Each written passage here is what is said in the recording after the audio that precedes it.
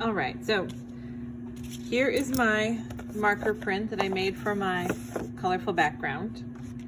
Here is my foam plate that I created. So I made my drawing and then I transferred it onto the foam plate according to the instructions. And now I'm ready to print it onto here. So I also have my ink, my printmaking ink, my surface that I'm going to roll out the ink on, and this guy which is called a brayer. Okay, so what you want to do is you're going to squeeze out a line of the ink along the top of the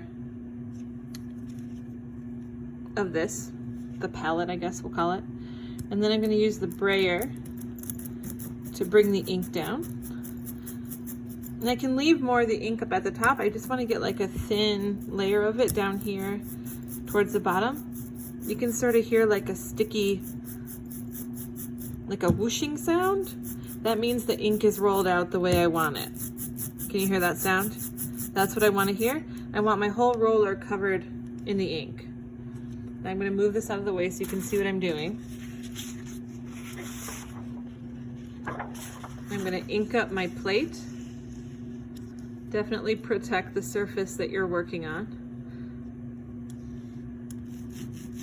So I'm just going to take my brayer and just keep rolling over the top of my plate here until I have a nice like even coat of ink. And you can go back and add more ink to your brayer or roller if you need to. You definitely don't want so much ink that it's filling in the lines, but you don't want so little ink that it has like light spaces where the ink is uneven. So I'm loading up my ink again, and then I'm coming back to roll it on some more. And then I'm just trying to smooth it out a little bit. There we go, that looks pretty good. Now, I'm gonna have my background paper, and I'm gonna flip my printmaking plate over and center it so I have like a border. And then you have to rub the back of your printmaking plate really a lot, thoroughly. It can sometimes sort of like burn your fingers almost. You can take something else, like the bottom of a marker, and use that also.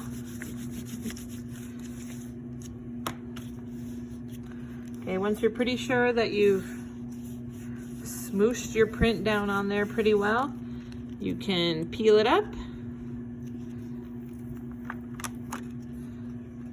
And there you go, you have a pretty cool looking